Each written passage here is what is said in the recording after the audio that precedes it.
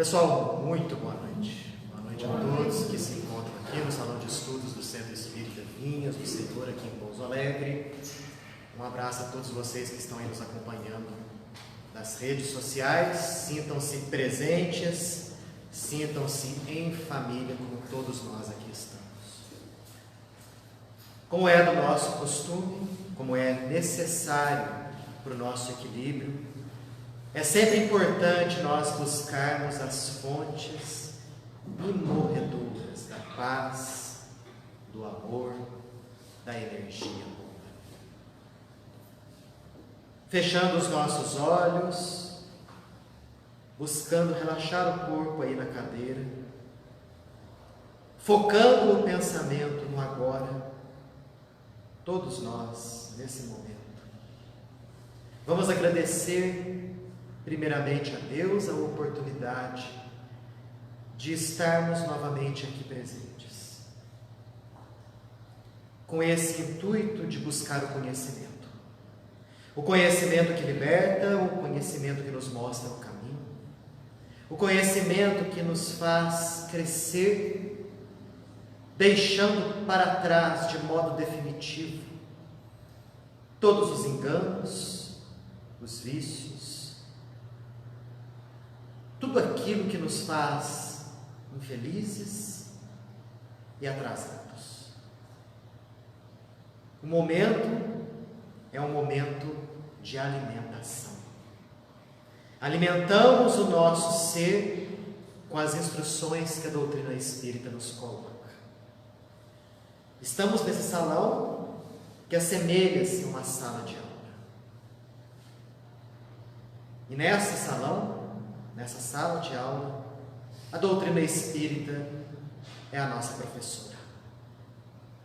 Todos nós somos aprendizes, todos nós, buscando o conhecimento que liberta, estamos aqui nessa noite, profundamente agradecidos ao Pai por essa oportunidade. Que assim seja, graças a Deus. Pessoal, dando continuidade e encerrando por hoje, começamos há 2 sextas-feiras o estudo sobre a natureza do Cristo. Estão lembrados? No livro Obras Póstumas. Estudo esse que fala a respeito de Jesus de Nazaré, e Kardec comenta a questão de Jesus ser Deus. Vimos como que o codificador da doutrina espírita nos mostra, através de passagens bíblicas, passagens evangélicas, de que Jesus é Filho de Deus, como todos nós somos, e não único com Deus. Então nós vimos as fontes das provas sobre a natureza do Cristo. Comentamos sobre os milagres. Será que eles provam a divindade de Jesus? Falamos acerca das palavras do próprio Jesus. Será que provariam a sua divindade? Vimos que não. Na semana passada, abordamos também o assunto das palavras de Jesus depois da sua morte, da dupla natureza de Jesus, da opinião dos apóstolos a respeito desse assunto. O que ficou dito até agora é mais do que necessário para nos dar a convicção de que a diferença que existe entre Jesus de Nazaré e nós é que ele já avançou muito, que ele já evoluiu muito e que ele se encontra num nível evolutivo que nós um dia, daqui a muitos milênios, iremos alcançar. Isso, coisa que consta nos próprios evangelhos, no próprio Novo Testamento. Não é algo que a doutrina espírita simplesmente criou ou inventou. A base é bíblica. E Kardec fez questão de colocar essa base bíblica aqui para nos provar essa questão de que Jesus é Filho de Deus como todos nós somos. E que Jesus, longe de estar no mesmo patamar do Criador do Universo. Hoje vamos encerrar isso daí. Vamos falar a respeito das predições dos profetas com relação a Jesus. Quando Kardec coloca aqui dos profetas, ele está falando do Antigo Testamento. Ele deixa de lado um pouquinho o Novo Testamento, passa a abordar o Antigo. Será que lá no Antigo Testamento, os profetas, que os católicos e os evangélicos acreditam terem sido inspirados pelo próprio Deus, será que no Antigo Testamento os profetas falaram alguma coisa a respeito da unicidade entre Deus e Jesus? Será que existem ali passagens que mostram de modo peremptório que Jesus e Deus são o mesmo ser? Kardec coloca aqui que não, que é nítida a diferença que os apóstolos, aliás, os profetas do Antigo Testamento fazem entre esses dois seres. É nítida a diferença. Aliás, no Antigo Testamento a coisa é colocada de um modo até bem mais formal, se comparada com o Novo Testamento.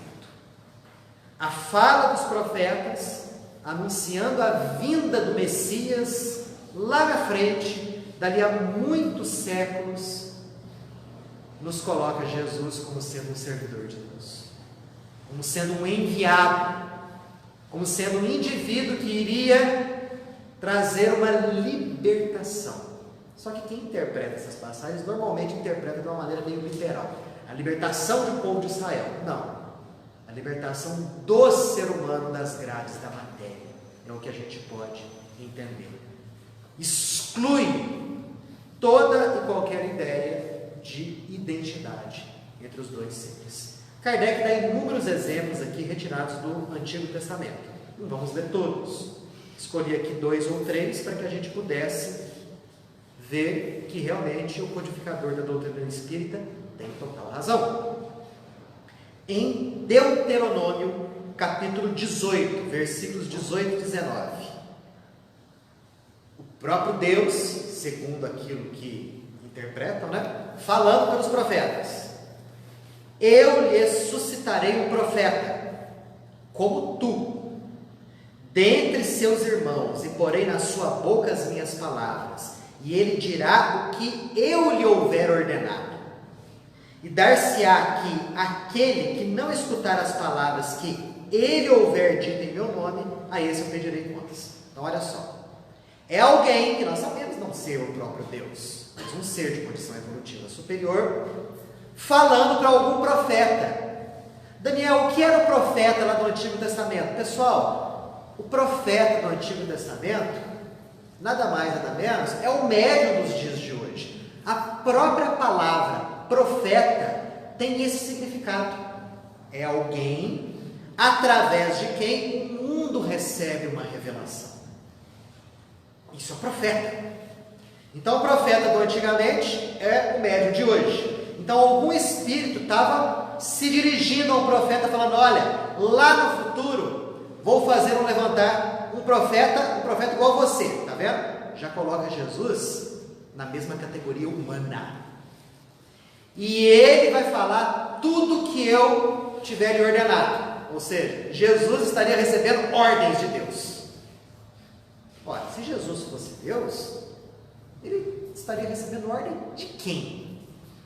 Absolutamente de ninguém. Ele faria por conta própria, não é? Essa passagem do Deuteronômio mostra bem isso daí.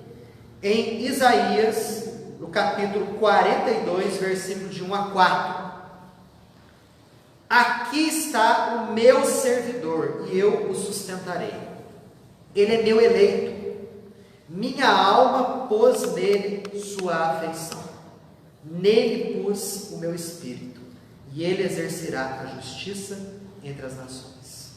Nele eu pus o meu espírito. Olha que figura de linguagem bonita, dizendo que a mensagem divina, a mensagem de Deus estava sendo vertida agora na figura de Jesus de Nazaré e ia se espalhar por todo o planeta. Ainda em Isaías, capítulo 53, versículo 11: ele gozará do trabalho de sua alma e dele se fartará, e meu servo justo a muitos justificará, pelo conhecimento que terão dele, e ele próprio lhes arrebatará as iniquidades. Então ali, Jesus sendo chamado de servo, alguém que veio para servir. se ele fosse o próprio Deus, ele não seria o servo. Ele seria o Senhor, aquele que manda, aquele que estabelece as coisas, aquele que criou todo o universo, e não o servo. Então, com isso, a gente encerra, né, essa questão aí no que diz respeito aos profetas. E Kardec coloca inúmeras outras passagens aqui. Não vou ler todas. A ideia é a mesma. É Jesus sendo apresentado como aquele indivíduo que viria, daqui a muitos séculos, cumprir uma missão sob as ordens de Deus. Nada mais do que isso. Nossa, Daniel, alguém pode estar aí pensando. Até agora a gente viu que as palavras de Jesus, do próprio Jesus, mostram que ele era diferente de Deus. Que os apóstolos, aqueles indivíduos que seguiram Jesus desde a primeira hora, também tinham uma ideia semelhante a respeito de Jesus. Era um Messias, um enviado, mas não era o próprio Deus.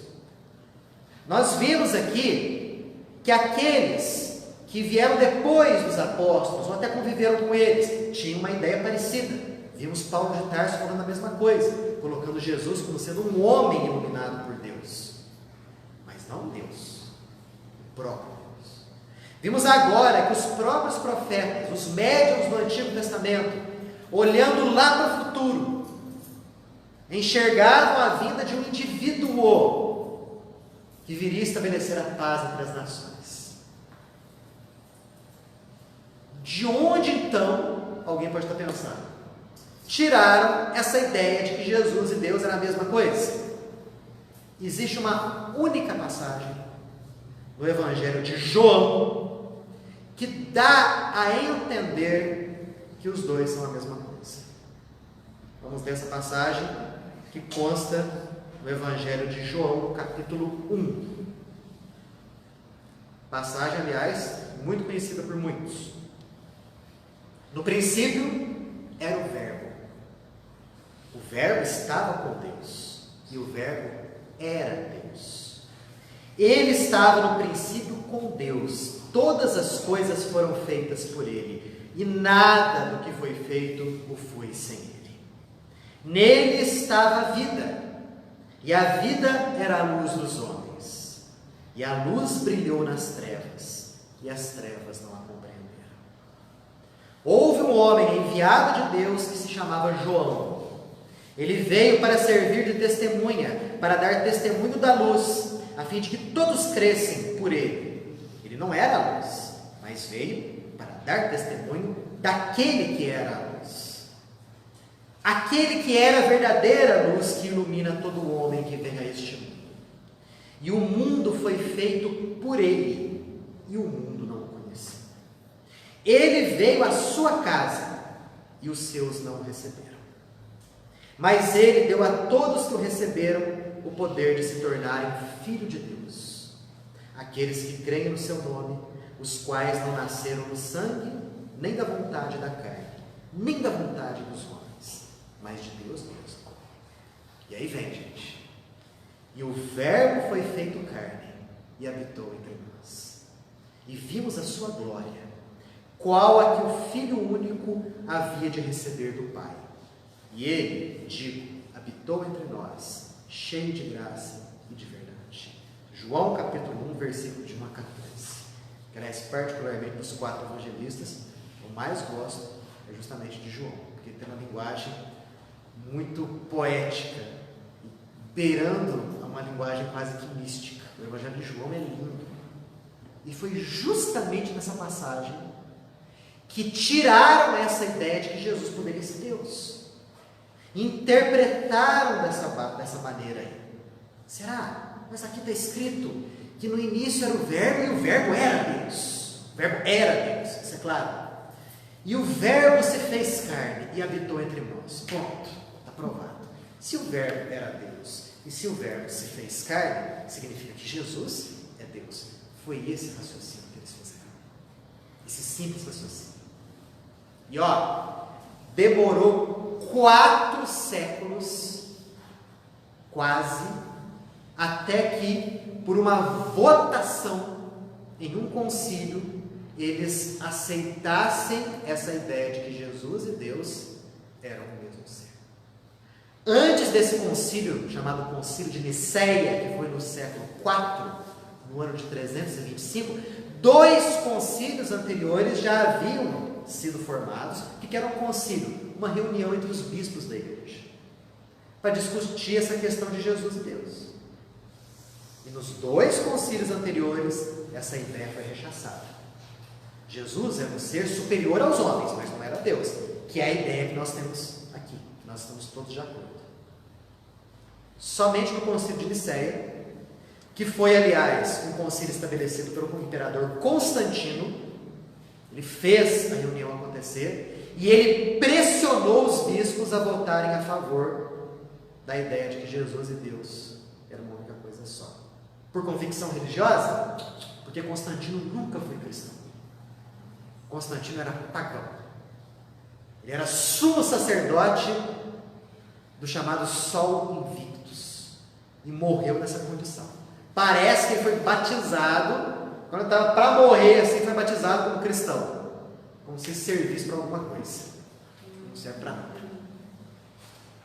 Mas por motivo político, Constantino vislumbrou ali uma chance de poder dominar politicamente o Império Romano, que já estava se fragmentando. Tanto que depois ele próprio, Constantino, divide o Império Romano em 4 partes. E ele governa uma delas. Então ele pressionou os bispos. E olha, se não fosse essa pressão política, pela força, a ideia de que Jesus não era Deus teria prevalecido de novo. Ele chegou inclusive a banir alguns bispos que não aceitaram, que votaram de acordo com a ideia do bispo de Alexandria, Ario, que achava que Jesus não era Deus, igual a gente acha, igual a gente tem certeza. Ario, inclusive, foi proscrito. Muitos bispos que tiveram força de vontade e seguiram Ario foram proscritos também. O próprio bispo de Roma, que se negou a assinar o documento, foi proscrito também. Então, mais ou menos o seguinte, ou vocês votam de acordo com aquilo que eu quero, ou vocês vão ser banidos, vão para o deserto. Foi o que aconteceu. Por votação, e ganhou por margem apertada de votos, diga-se de passagem.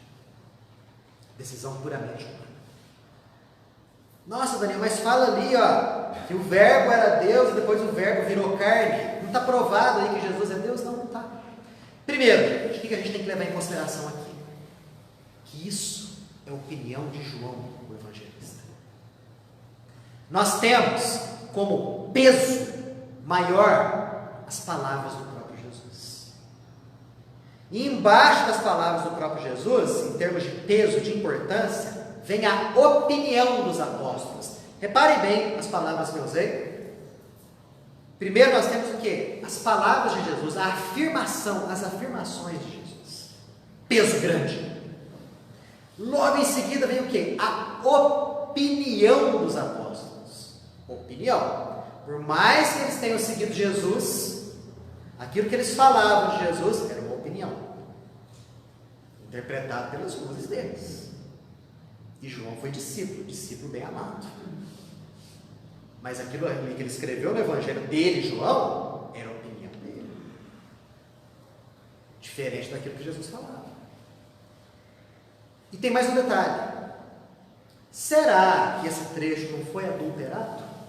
Lembram que a gente comentou muito aqui a questão da adulteração dos evangelhos? Que eles foram adulterados para justificar os dogmas que estavam sendo criados. Vai que alguém adulterou isso aqui.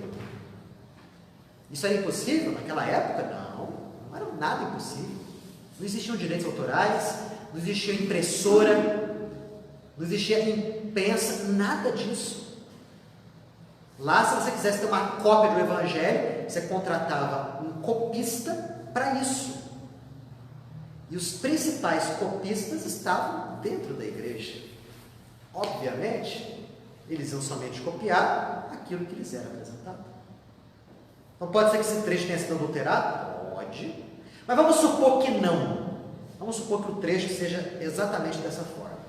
Será que esse trecho do verbo que se fez carne fala claramente que Jesus e Deus são a mesma coisa? Também não. Não dá para a gente aceitar isso. Por um motivo. Verbo é Deus, sem sombra de dúvida, nesse contexto aqui. A palavra de Deus é a ação de Deus. Jesus era um ser, como ainda é, muito evoluído. Atingiu a perfeição. E, portanto, ele estava totalmente integrado do pensamento divino. As lições de Deus estavam embebidas em Jesus. E quando Jesus veio aqui e encarnou nesse planeta, ele trouxe consigo aquilo que ele havia aprendido no seu longo processo evolutivo. Ele trouxe as lições de Deus. Então, por isso que se falou, o Verbo se fez carne. Porque as lições estavam encarnadas em Jesus, faziam parte dele. Jesus foi simplesmente um porta-voz de Deus aqui na terra. Veio nos falar a respeito do Todo-Poderoso, das leis do universo, da lei de amor. Foi nos apresentar Deus como sendo um Pai amoroso e misericordioso, justo, porém misericordioso. Mas simplesmente ele era um embaixador de Deus. Nada mais, nada menos do que isso. Então, o verbo que se fez carne tem que ser interpretado nesse sentido. De que as lições de Deus estavam em Jesus. E Jesus repassou para nós essas lições. Até aqui alguém quer fazer algum comentário? Quer fazer alguma pergunta? Sim, pode falar. Daniel, vejamos. Você disse que até o século IV, né? A igreja, ela tem já 21 séculos. E assim como os espíritos são estudiosos, a igreja também tem grandes estudiosos. Tantos anos de estudos, por que estão tão equivocados? Justamente porque as bases ali foram criadas de uma certa maneira e foram enrijecidas dessa forma. Será? Sem sombra de dúvida.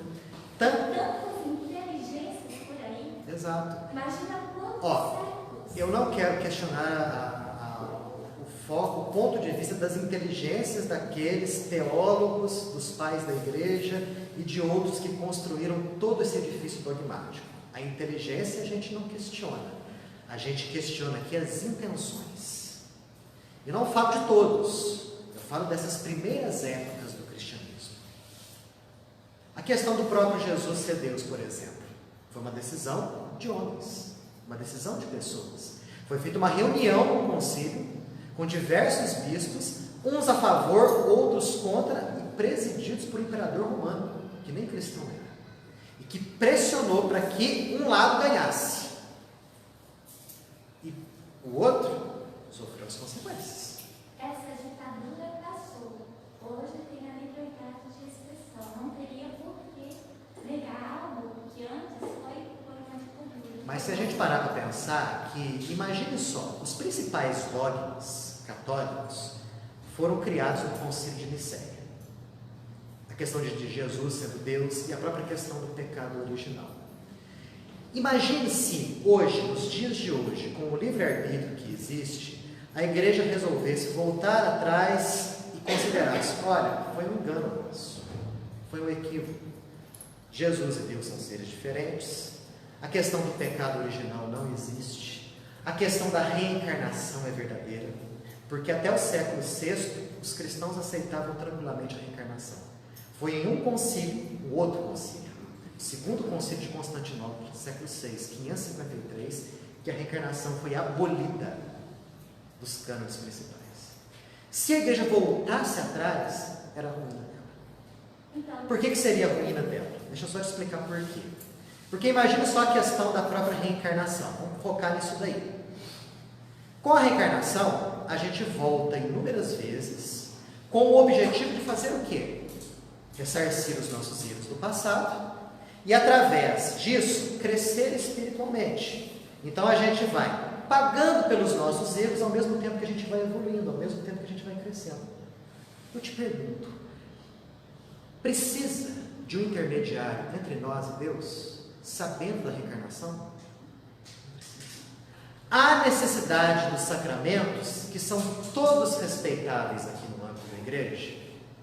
batizado, extrema-unção, crisma, enfim, todos os sacramentos, sendo que você poderia muito bem não exercer e não se submeter a nenhum deles, mas através do processo reencarnatório, você, por si só, atinge a perfeição espiritual. Montou-se uma base de poder. Infelizmente, as coisas procederam dessa forma. Só que vejamos, não é algo muito grave dizer que a igreja, de forma consciente, engana tantos fiéis durante séculos por questões políticas? É algo muito grave. Concordo plenamente com você. E não é por outro motivo que tantos cismas surgiram. A Igreja Católica se fragmentou em alguns partidos, vamos dizer assim. Tanto que nós temos a Igreja Oriental, que adota outras práticas, uma outra visão. Nós temos depois, lá no século XVI, o próprio surgimento do protestantismo. Antes até disso tudo mesmo, o movimento cristão, depois da morte de Jesus, não foi em bloco, um movimento único, mas contou com diversos partidos, com diversas pessoas pensando diferentes. E somente prevaleceu aquela que se aliou ao poder temporal.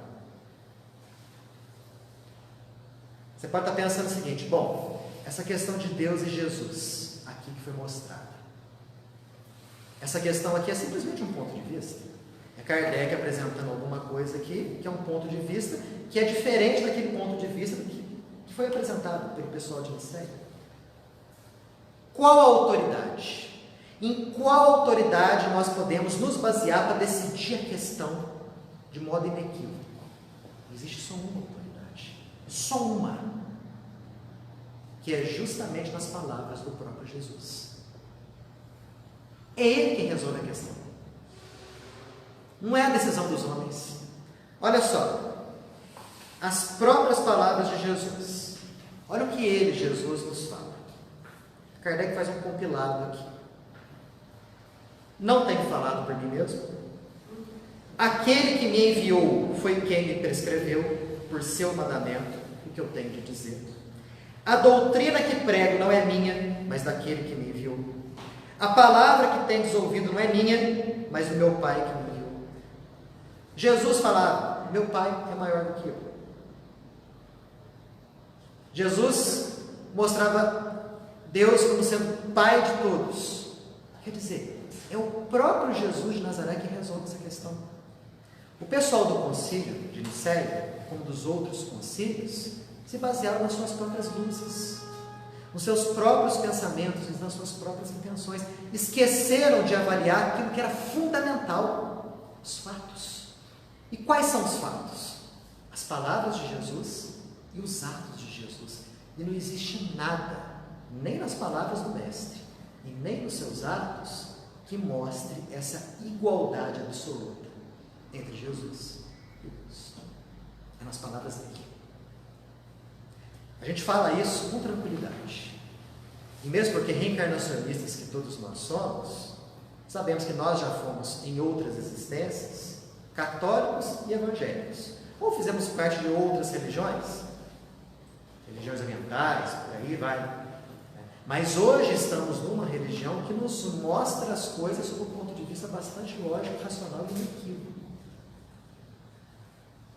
Já ouvi dizer que dentro das fieiras espiritistas, dentro dos pregadores, dos passistas, dos médiuns, dos dirigentes, o que existe de padre reencarnado?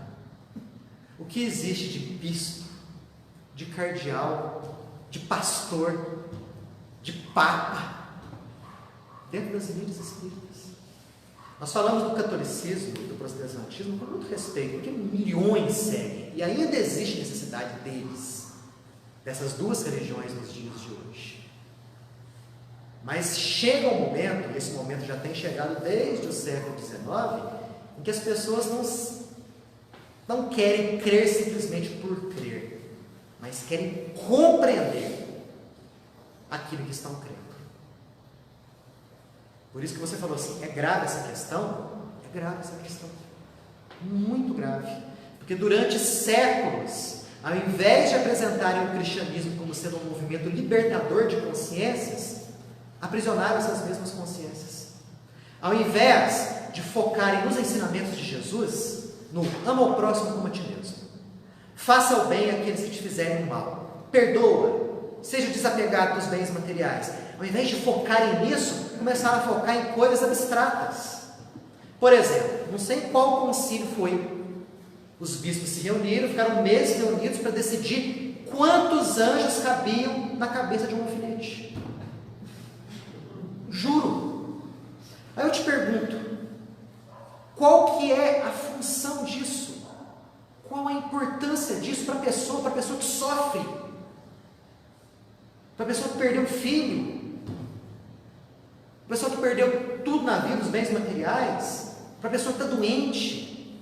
Para a pessoa que sofreu injustiças? Qual a importância de saber quantos anjos cabem na cabeça de um alfinete? Juro, gente, foi feito um concílio para isso. Então, durante séculos, de propósito, deixaram soterrados os ensinamentos principais do Cristo. Tanto que no próprio concílio de Nicéia, eu falo muito dele, porque ali os dogmas importantes surgiram. A própria ideia de Deus foi rebaixada na figura de Jesus, o Todo-Poderoso, reunido na condição finita de um homem. E mais, esquecendo propositalmente dos atributos divinos. Atributos esses que seriam a negação de inúmeros dogmas. Por isso que foram deixados de propósito ali, meio escondidinhos. Quantos hoje nós já não ouvimos? Que não é importante você fazer o bem, mas crer que Jesus é o Salvador. Se você aceitar Jesus como sendo o Salvador e que o sangue dele tem poder, você não precisa fazer o bem. Isso eu já ouvi muitas vezes, eu já li isso muitas vezes. Quer dizer, Jesus veio ensinar o que então? Quer dizer que todos os ensinamentos não tiveram a mínima importância? Então é grave, muito grave o que aconteceu e que vem acontecendo. É deixar de lado as questões principais para focar em coisas que não têm a mínima importância. Quantos séculos se passaram em que lutas aconteceram, sangue foi derramado, pessoas foram torturadas por questões como essa. Eu acho que Jesus é Deus, eu acho que não é. Lutas foram feitas. Quantas famílias foram dizimadas por conta de... Sabe? Então a gente tem que focar. O Espiritismo veio justamente para mostrar e ressuscitar o cristianismo na sua pureza inicial. E nós, no movimento espírita, temos que ter muito cuidado, para que a gente também não deixe de lado aquilo que é fundamental e passar a focar em coisas acessórias ou ilusórias. Porque assim como os inimigos da luz destruíram o movimento cristão no início, não de fora para dentro, porque quando os primeiros cristãos recebiam o combate de fora para dentro, eles ficaram coesos, firmes e o cristianismo cresceu. Mas quando eles começaram, os inimigos da luz, a agir de dentro do movimento cristão, o negócio desfaceu. E é o que estão tentando fazer hoje com a doutrina espírita, infelizmente.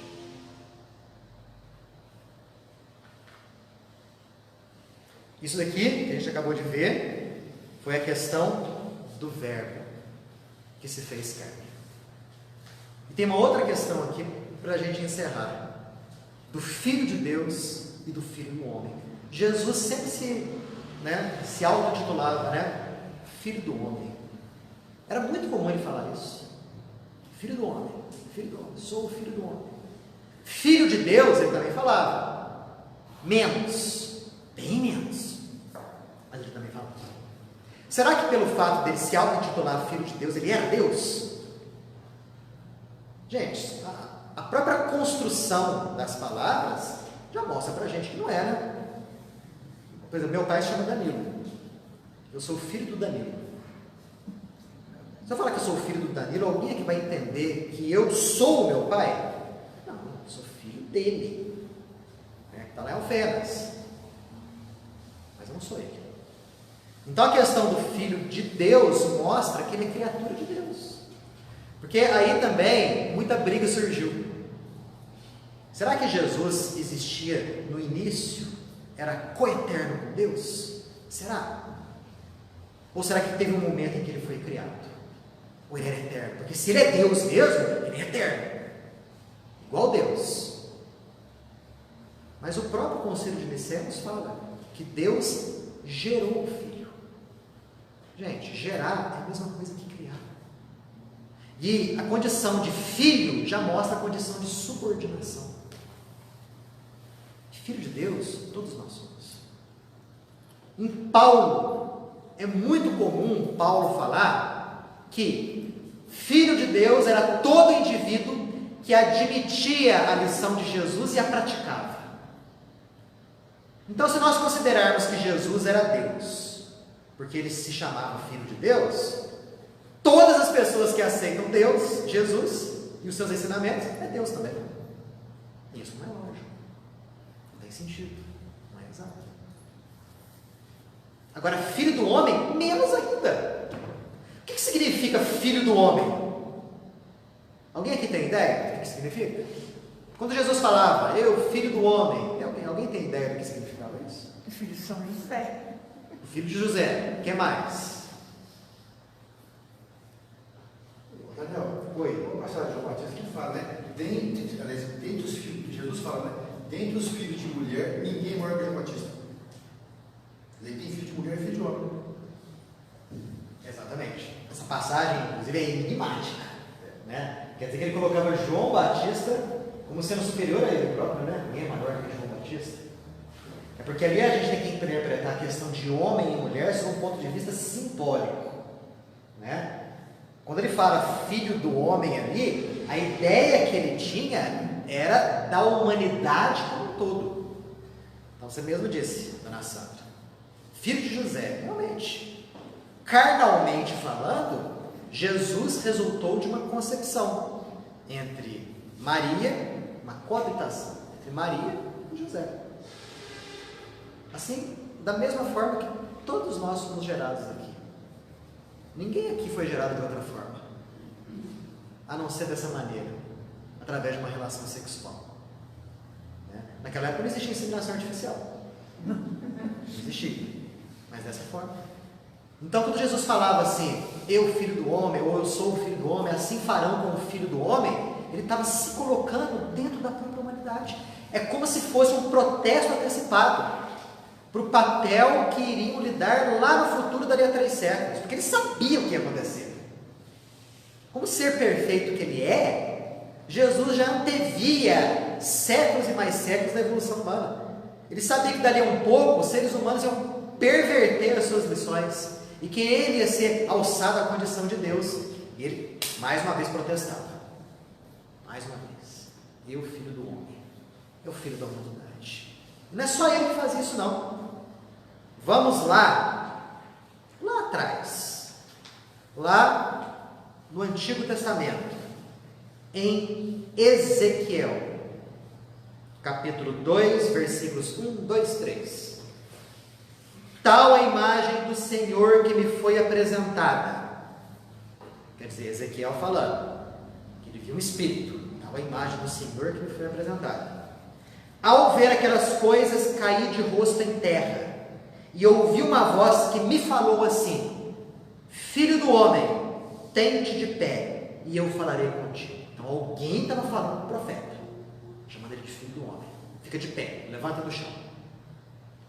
E tendo-me falado dessa maneira, olha que coisa interessante, olha como é que a mediunidade está na Bíblia.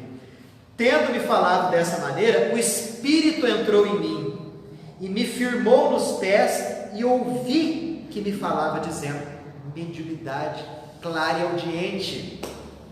O Ezequiel era médium claro e audiente, e médium vidente, porque ele viu também, ele via e ouvia, e o Espírito entrou nele. O que significa isso? Transmediúnico. Está límpido e claro aqui. Ainda falo que a Bíblia condena o Espiritismo. E ouvi que me falava dizendo, Filho do homem, envio-te aos filhos de Israel, a um povo apóstata, que se retirou de mim.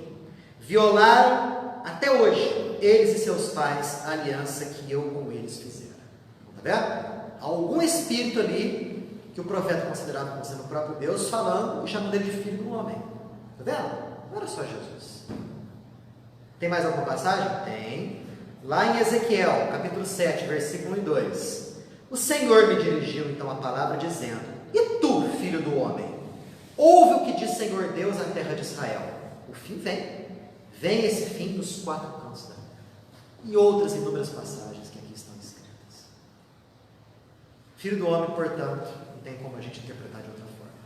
É o filho da humanidade. E Jesus se colocava nessa condição, como ser humano, como todos nós somos. Que coisa mais bonita do que essa? Olha como que a força dos ensinamentos de Jesus adquire um nível assim fantástico, quando a gente o enxerga como um ser humano como nós.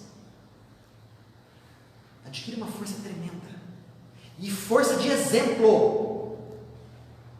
Porque aí a gente vê ele fazendo aquilo que ele fazia e falando aquilo que ele falava, e ele mesmo falando: olha, um dia vocês vão poder fazer e falar tudo isso que eu faço e falo, e muito mais. Você se sente estimulado. Você pode falar assim: poxa, quer dizer que se eu seguir as lições que esse homem está me dando, um dia eu vou ser igual a ele. Vou ser luz igual a ele. A força é muito grande da lição. Agora, se você considerar ele como sendo o próprio Deus, já perde a força. Perde, gente. Porque você vê ali Jesus perdoando, você vê ali Jesus curando, você vê ali Jesus exortando. Você fala assim: ah, tudo muito bonito, tudo muito belo, coisa fantástica. Meu Deus, mas ele é Deus. Eu não sou Deus. Sou criatura de Deus, sou filho de Deus, sou humano, sou um filho do homem, mas eu não sou Deus. Como é que eu vou poder fazer o que ele faz se ele é Deus? Eu não sou. Perde a força. Por isso que talvez Kardec tenha escrito esse capítulo longo, para se basear somente nos Evangelhos e no Antigo Testamento, para mostrar que essa ideia de Jesus e Deus ser a mesma coisa foi criação humana, para atender a fins políticos. Nada mais além disso. Fala. Qual o conceito da passagem que diz: vós sois deuses? Ah, boa. Né? Foi quando os fariseus pegaram as pedras e tentaram apedrejar Jesus. Jesus falou: mas por que vocês estão me apedrejar? Pelas coisas boas que eu faço, pelas boas obras? E os fariseus falam: não, não é pelas tuas boas obras, não. É porque tu, sendo homem, te fazes Deus.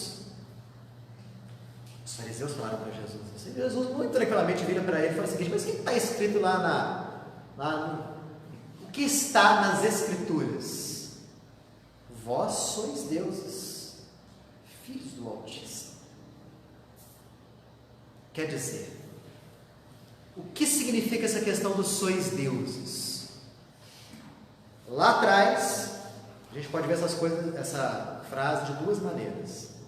Deuses era todo indivíduo que se sobressaía do comum dos homens.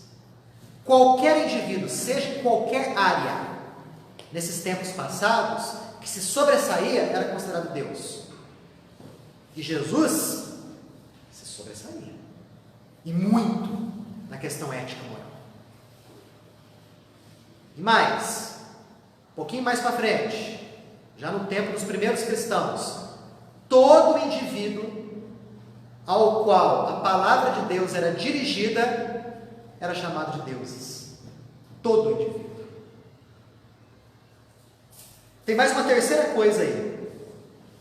Nesses tempos passados, deuses era sinônimo de espíritos. Então, quando Jesus falou assim: sois deuses, é a mesma coisa dele dizer: sois espíritos. Daí vem a explicação, né? Jesus deu um nó na cabeça dos fariseus. Os fariseus querendo apedrejar ele: você está se fazendo de Deus, vou te apedrejar. Ele falou assim: não, mas lá no Antigo Testamento já está falando que todos nós somos deuses. E os fariseus que eles estudavam a Torá. Exatamente, os fariseus, eles que estudavam a fundo ali a Torá, né? E não compreenderam. Que coisa, não? Mas também com quem que eles estavam querendo discutir? O homem criou o planeta Terra há 4,5 bilhões de anos, sabia tudo, sabe tudo de nós, mais do que nós mesmos, né? Discutir religião com ele, não ia dar certo, nunca ia dar certo. Mais alguma pergunta? Consideração? Fala. Consideração, os profetas eram médicos premonitórios, eles sempre estavam prevendo alguma coisa.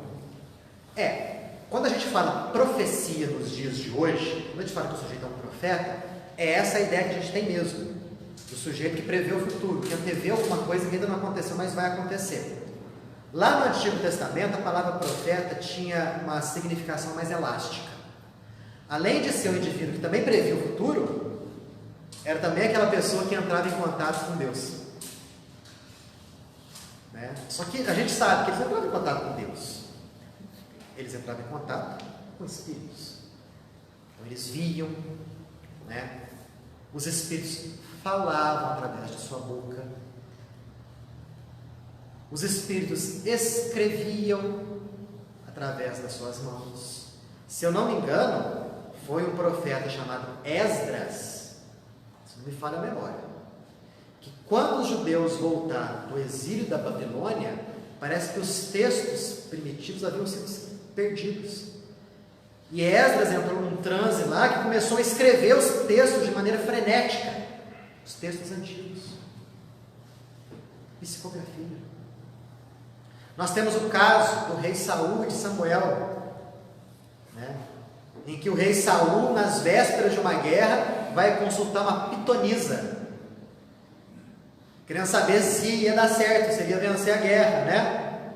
Ele queria falar com Samuel, o profeta que já havia morrido.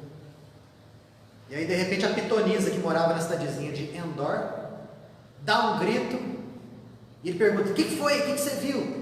Eu vejo um Deus subindo da terra. Era Samuel. Olha a palavra que ela usa.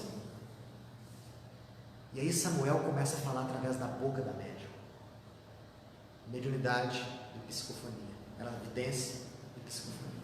O Deus que ela havia subido da terra, havia visto subido da terra, era o profeta Samuel. Está vendo? Nesse contexto, a palavra Deus significava espírito. Então, se a gente estudar direitinho Antigo e Novo Testamento, a gente percebe o quanto que o Espiritismo está embebido ali em várias, em muitas passagens. Algo mais, gente? Então nós encerramos hoje, nesse dia 10 de dezembro, os nossos estudos do ano, nas sextas-feiras. Nós vamos voltar no dia 21 de janeiro, né? Daqui a algumas 4 ou 5 semanas, retornando na própria sexta-feira, na própria 8 horas, até as 9, com o estudo de Obras Póstumas. Já estamos chegando na metade dele. E tão logo a gente estude, eu acredito que a segunda parte vai ser mais rápida, porque são alguns compilados a respeito do próprio Allan Kardec, né? Perguntas e respostas e tudo mais. Aí a gente deixa as obras póstumas, depois que terminá-la, óbvio, e volta a estudar uma das obras de André Luiz. Certinho? Vamos fazer as nossas preces, a nossa oração, fechando os olhos.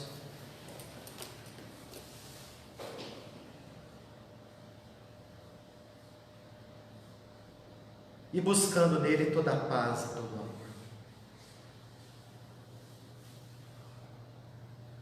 Que as lições de hoje possam se fixar em nós. E que nós possamos, tendo essas lições devidamente encarnadas em nosso ser, fazer das nossas ações, das nossas palavras, do nosso pensamento, um tributo incessante ao Criador de tudo que existe. Que nessas lições que nos são passadas, possamos verificar a necessidade premente de nos espiritualizarmos, crescermos, evoluirmos, para atingirmos a felicidade que todos nós buscamos. nesses tempos complicados que estamos vivendo, tempos esses em que um planeta está morrendo para outro nascer, em que as pessoas, na sua maioria, desarvoradas, se agarram à matéria como se fosse um porto seguro, mal sabendo que com isso afundam cada vez mais. Possamos nós ter a clareza do raciocínio e a beleza dos nossos sentimentos para nos orientarmos da melhor forma possível. Para que, além de nós nos colocarmos de maneira sã e equilibrada, possamos, com as nossas palavras e os nossos exemplos, ajudar a quantos forem possíveis serem salvos, serem orientados, que eles tenham a sua mente aclarada, o seu coração sossegado.